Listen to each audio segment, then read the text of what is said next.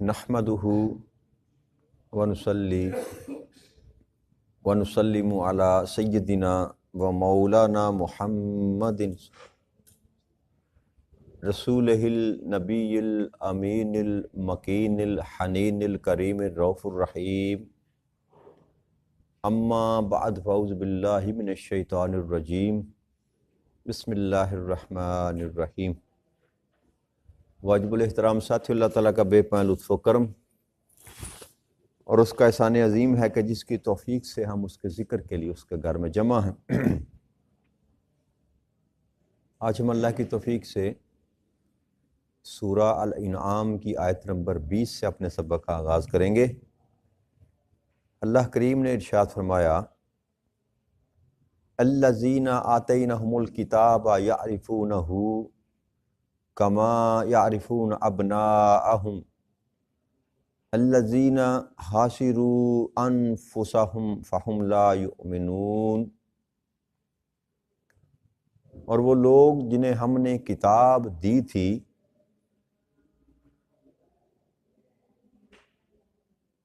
اس نبی مکرم صلی اللہ علیہ وآلہ وسلم کو ویسے ہی پہچانتے ہیں جیسے اپنے بیٹوں کو پہچانتے ہیں۔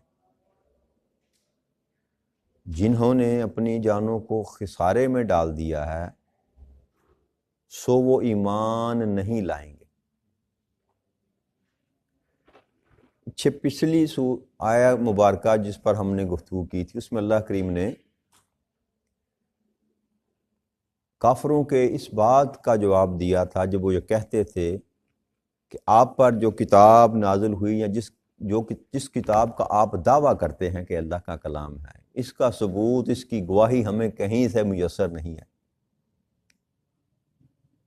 اس پر اللہ کریم نے یہ کہا تھا کہ ان سے کہیں ذرا کہ سب سے بڑھ کر گواہی کس کی ہے؟ اللہ کی ہے۔ تو اس میں یہ بھی وہ جو بات کرتے تھے کہ ہم نے نصارہ سے پوچھا، ہم نے یہودیوں سے پوچھا، جو سابقہ اہل کتاب تھے، ان کی طرف سے بھی کوئی ہمیں گواہی نہیں ملی کہ آپ اللہ کے رسول ہیں۔ تو اس آیہ مبارکہ میں اللہ کریم نے اس کا جواب دیا کہ یہ ایسی بات نہیں ہے کہ یہ جانتے نہیں، یہ پہچانتے نہیں، بلکہ اہل کتاب کا ذکر اللہ نے فرمایا کہ جن کو ہم نے کتاب دی تھی، اور دو طبقات وہاں موجود تھے اہل کتاب، ان میں سے ایک عیسائی تھے اور دوسرے یہودی تھے۔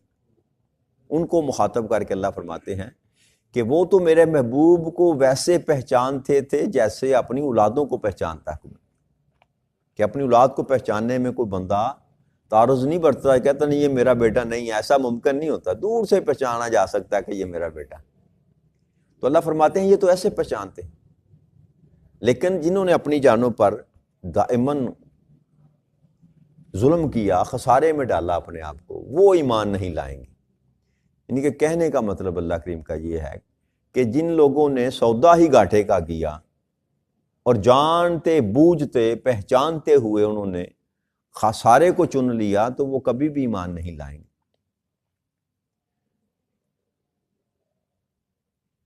ابن جریح جو ہیں وہ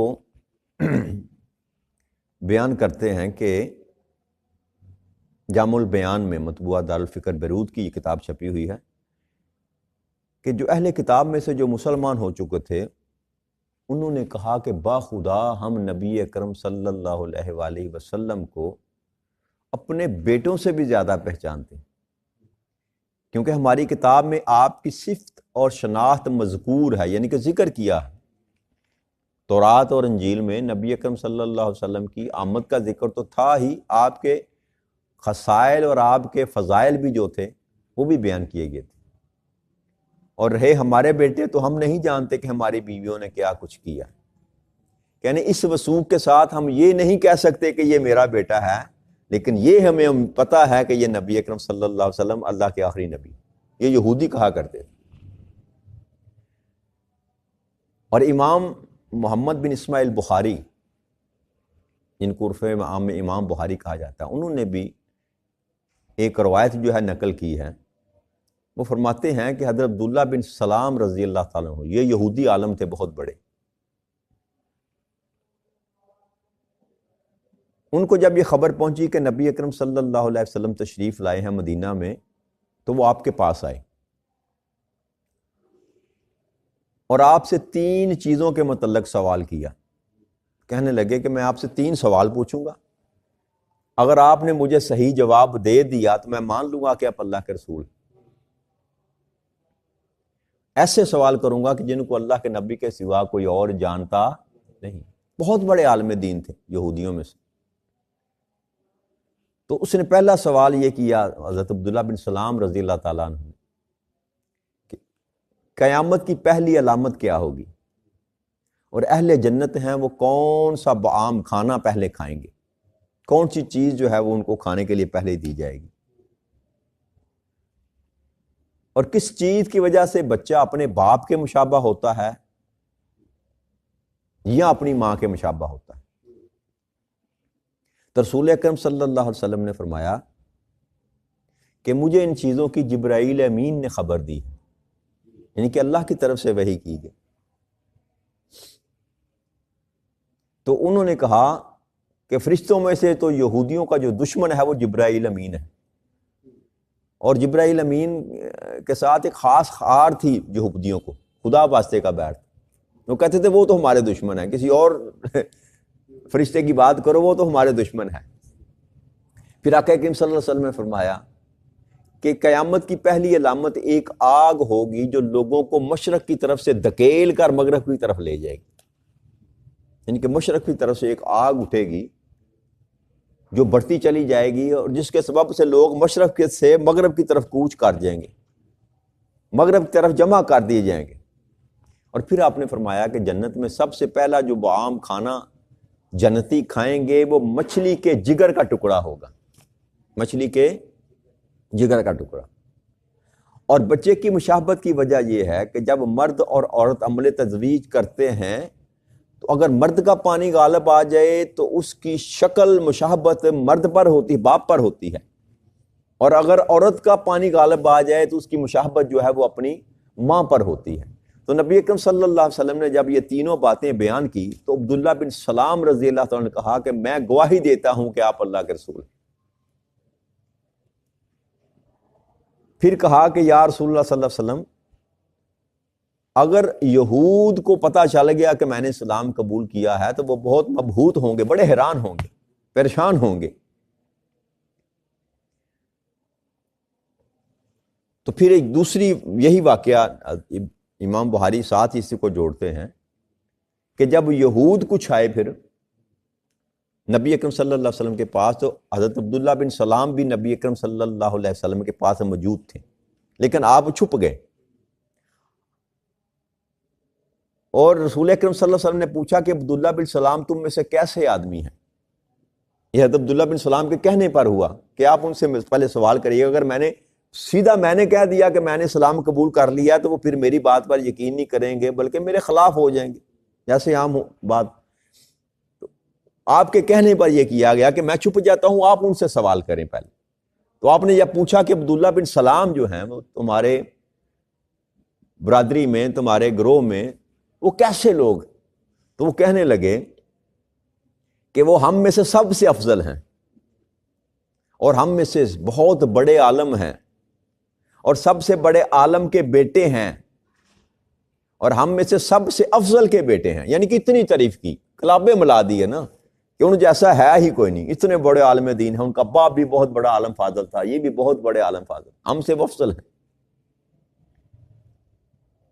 تو رسول اکرم صلی اللہ علیہ وسلم فرمایا اگر یہ بتاؤ کہ اگر عبداللہ بن سلام وہ اسلام لے آئیں تو انہوں نے کہا کہ اللہ تعالیٰ اس کو اس سے پناہ میں رکھے.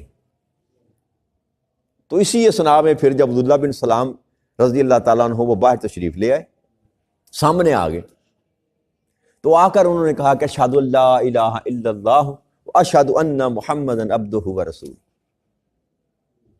تو انہوں نے کہا کہ یہ ہم میں سے سب سے بدتر شخص ہیں، یعنی کہ بین اسی ہی مقام پر سب سے بدتر شخص ہیں اور سب سے بدتر شخص کے بیٹے ہیں. جیسے ہی انہوں نے کلمہ پڑھا تو انہوں نے جس کو فاضل بھی کہتے تھے، افضل بھی کہتے تھے، فوراً سے پہلے کہہ دیا کہ یہ ہم سے بدتر ہیں، اور اس کا باپ بھی بدتر تھا۔ یعنی کہ مین و مانو کی جو پالیسی تھی ان کی یہود کے اندر، جو ہٹ درمی تھی، وہ اس درجے کی تھی کہ ایک ہی لمحے میں وہ اپنے بیان کو، اپنے بیانیے کو یکسر تبدیل کر دیتے۔ اسی طرح ابو حمزہ روایت کرتے ہیں کہ جب نبی اکرم صلی اللہ علیہ وسلم مدینہ میں تشریف لائے تو حضرت عمر رضی اللہ تعالیٰ عنہ نے، عمر بن خطاب رضی اللہ تعالیٰ عنہ نے عبداللہ بن سلام سے یہ سوال کیا کہ اللہ کریم نے اپنے نبی مکرم صلی اللہ علیہ وسلم پر یہ آیت مبارکہ نازل کی ہے کہ اہل کتاب جو ہیں وہ میرے نبی کو ویسے ہی پہچانتے ہیں جیسے اپنے بیٹوں کو، تو بتاؤ یہ معرفت کیسی تھی؟ تو حضرت عبداللہ بن سلام نے کہا کہ اللہ تعالیٰ نے جو آپ کی صفت اور نعت بیان کی ہے، ہم آپ کو اس صفت اور نعت سے پہچانتے تھے۔ جب ہم نے آپ کو تمہارے درمیان دیکھا تو ہم نے آپ کو اسی طرح پہچان لیا جس طرح کوئی شخص اپنے بیٹے کو دوسرے لڑکوں میں کھڑے ہوتے پہچان لیتا ہے۔ نہیں کوئی اس میں کوئی دھوکے والا یا کیا کہتے ہیں کہ ابہام نہ تھا، ہمیں شناخت تھی۔ جیسے ہی پہلی نظر پڑی نبی اکرم صلی اللہ علیہ وسلم کے چہرہ پر نور پر، تو عبداللہ بن سلام کہتے ہیں کہ ہم نے ایسے پہچانا جیسے دوسرے لڑکوں میں کوئی اپنے بیٹے کو پہچان لیتا ہے۔ اور اللہ کی قسم مجھے سیدنا محمد صلی اللہ علیہ وسلم کی معرفت اپنے بیٹے سے بھی زیادہ تھی، کیونکہ میں نہیں جانتا کہ اس کی ماں کیا کرتی رہی۔ یعنی کہ اس میں تو شک ہو سکتا ہے کہ جو میرا بیٹا ہے میرا ہے کہ نہیں ہے، اس میں کوئی شک نہ تھا کہ اللہ کے رسول ہے۔ اس قدر وضاحت کے ساتھ جو تھا یہودی جانتے تھے اس بات کو، اس لیے اللہ کریم نے فرمایا کہ یہ تو میرے نبی کو ویسے جانتے ہیں جیسے اپنے بیٹوں کو جانتے ہیں، مگر انہوں نے سودا گھاٹے کا کیا۔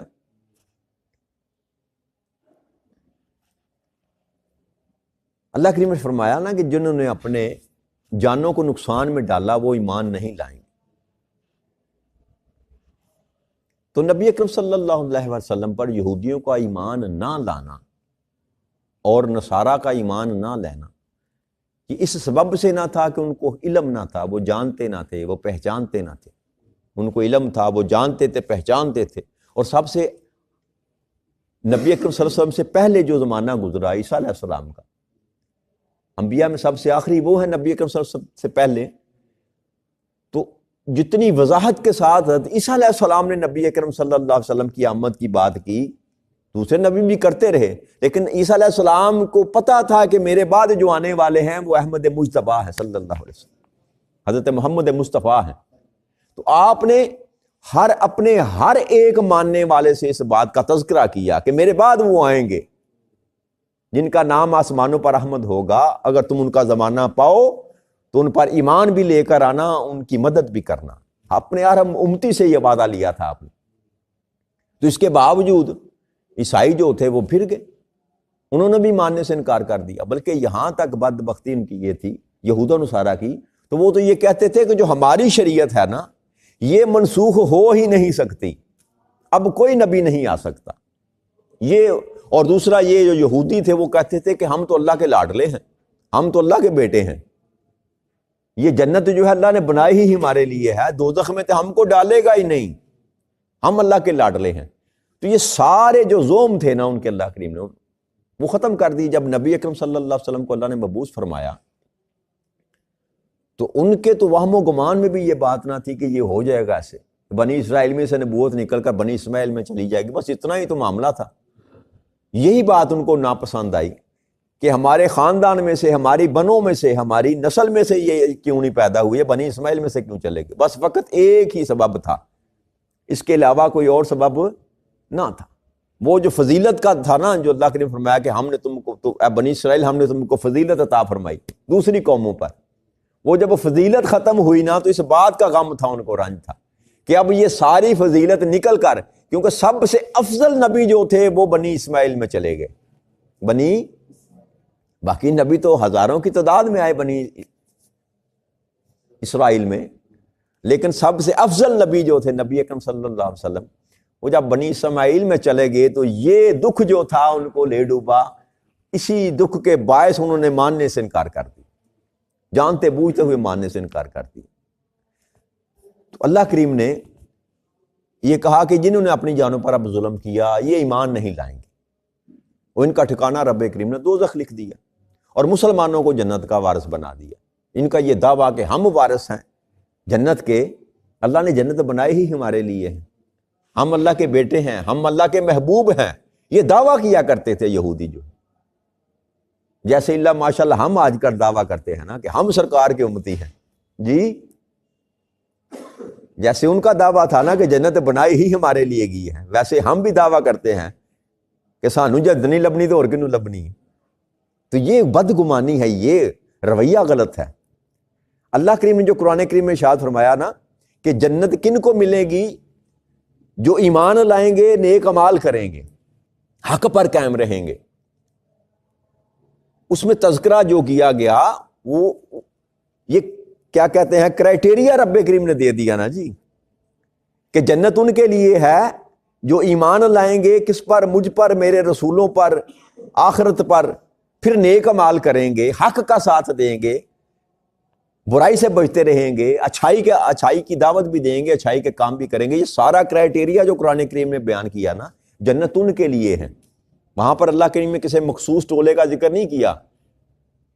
ہاں ایک فضیلت ہے جو ہمیں ہے کہ ہم اس تاجدار کائنات کے امتی ہیں جس کو اللہ اپنا محبوب کہتا ہے، یہ فضیلت ہماری ہے، یہ کسی اور امت کے پاس نہیں ہے۔ لیکن یہ فضیلت کافی نہیں ہے، یہ فضیلت بھی تب ہی ملے گی جب آقا کریم صلی اللہ علیہ وسلم کہہ دیں گے کہ یہ میرا امتی ہے۔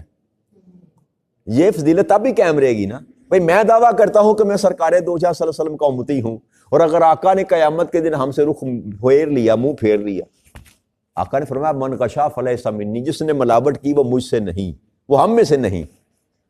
تو نبی اکرم صلی اللہ علیہ وسلم تو اپنی امت سے نکال کر باہر کر دیں اور ہم کہتے رہیں کہ ہم آقا کے امتی ہیں۔ تو جنہوں نے پہچاننا ہے، جب انہوں نے پہچاننے سے انکار کر دیا تو پھر تمہارا امتی ہونا کس کام آئے گا جی؟ تو امتی کہنے سے بات نہیں بنے گی، امتی بننے سے بات بنے گی۔ کہنے اور بننے میں بڑا فرق ہے۔ ہم یہیں پر مار کھاتے ہیں، یہیں پر اپنی ذات کو دھوکہ دیتے ہیں کہ فقط لا الہ الا اللہ محمد رسول اللہ کہہ دینے سے بات نہیں بنے گی۔ ہمیں اپنے عمل سے، اپنے کردار سے، اپنے اعمال سے ثابت کرنا ہے کہ ہم واقع ہی اللہ کے رسول کے امتی ہیں۔ زبانی کلام کرنے سے بات نہیں بنے گا، زبانی کلامی تو سارے ہی دعویٰ کرتے ہیں، تو یہ ممکن نہیں ہے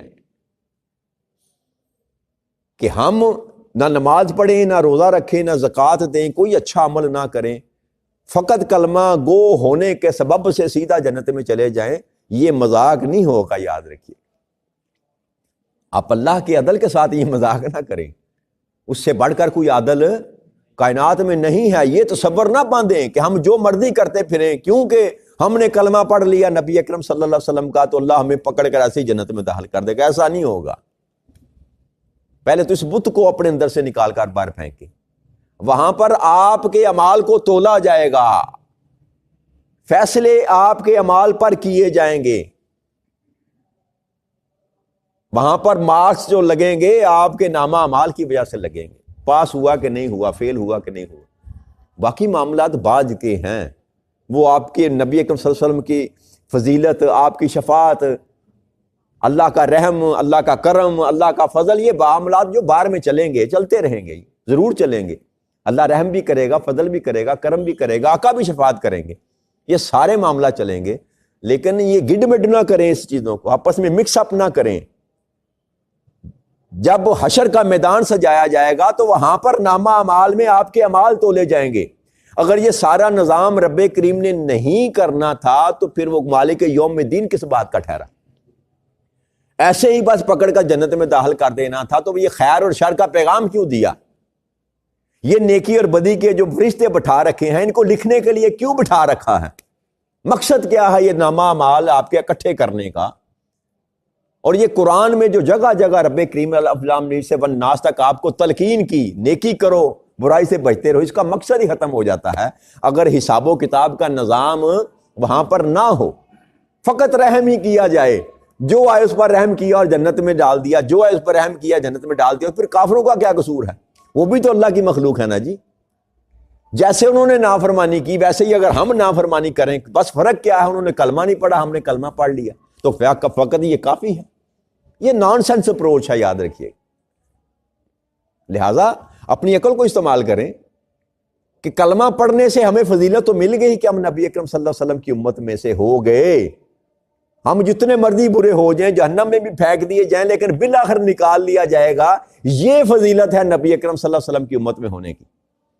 آپ دنیا جہان کے برے ہوں، لیکن چونکہ آپ آقا کی امت میں ہیں تو پھر آپ کو بالآخر جہنم میں سے نکال لیا جائے گا۔ یہ فضیلت آپ کو ضرور ملے گی۔ لیکن کیا آپ یہ ہم نے فیصلہ کر رکھا ہے کہ ہم جہنم میں سے پھیرا لگا کر پھر جنت میں جانا چاہتے ہیں؟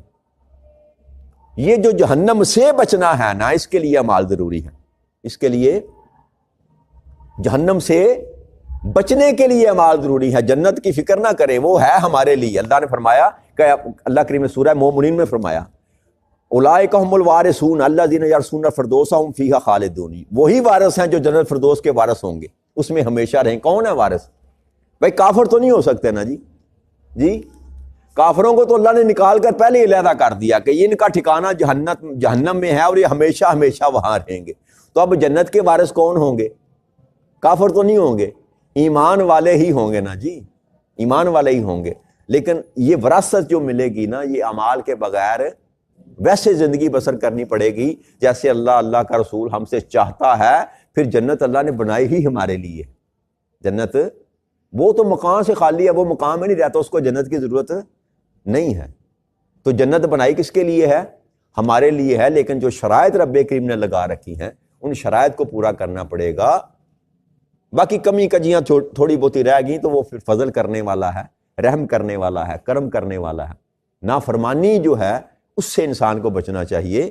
باقی زندگی کے معاملات میں کمیاں اور کجیاں اور کوتاہیاں انسان سے ہو جاتی ہیں، اس کی معافی مانگ لینی چاہیے، وہ بڑا غفور الرحیم معاف کر دے گا۔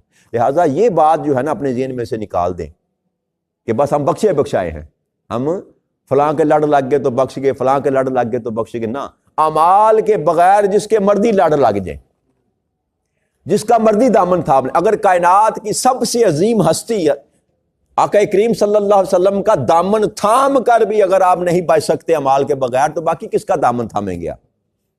بات سمجھ آتی ہے کہ نہیں آتی؟ یہ نیچے جو آپ آتے ہیں نا، فلاں کے لڑ لگ گئے، فلاں کے لڑ لگ گئے، میں کہتا ہوں دامان مصطفیٰ تھام کر بھی اگر آپ بدمالیوں پر اتر آئے تو آپ جہنم سے نہیں بچ سکتے۔ آقا کریم صلی اللہ علیہ وسلم فرمایا کہ کوئی بھی اللہ کے فضل کے بغیر نہیں بچے گا۔ صحابہ نے پوچھا یا رسول اللہ آپ بھی؟ آپ نے فرمایا ہاں میں بھی۔ حالانکہ وہ تو جنت کے مالکوں میں سے ہیں، وارثوں میں سے ہے۔ جنت تو اللہ کریم نے بنائی ہی ان کے لیے، وہی تقسیم کریں گے، وہی فیصلے کریں گے کون جنتی ہے کون جہنمی ہے۔ لیکن جو اللہ کریم نے قانون بنا کر انسان کو سمجھایا کہ میرا قاعدہ اور قانون یہ ہے کہ جو اس کرائٹیریا پر پورا اترے گا اس کو میں جنت کا وارث بناؤں گا، ورنہ جہنم بھی تو میں نے انسانوں کے لیے بنائی ہے۔ تو یہ فیصلہ میرے دوستوں اور بھائیوں میں نے اور آپ نے کرنا ہے کہ ہم جنت میں جانا چاہتے ہیں۔ ٹکٹ کون سی کٹوانی ہے؟ یہ جو یہاں پر بیٹھے ہیں نا ٹکٹیں بانٹنے والے، یہ ٹکٹ کام نہیں وہاں آئے گی جی۔ ہماری تو ہر مسلک کے، ہر فرقے کے، ہر مسجد میں ٹکٹیں بانٹنے بیٹھے ہوئے جنت کی، اسی نے بیڑا غرق کیا، ہر ایک کو پکڑ کر جنت میں پھینکی ہے، ہر ایک کو پکڑ کر۔ اور آج کل جو ہمارے ماشاءاللہ نعت ہیں، وہ رات کو ساری رات جتنا بیٹھا ہوتا نا مجمع، سب جتنا مجمع بیٹھا تھا سب کو سیدھا جنت کے دروازے پر چھوڑ کر جاتے ہیں۔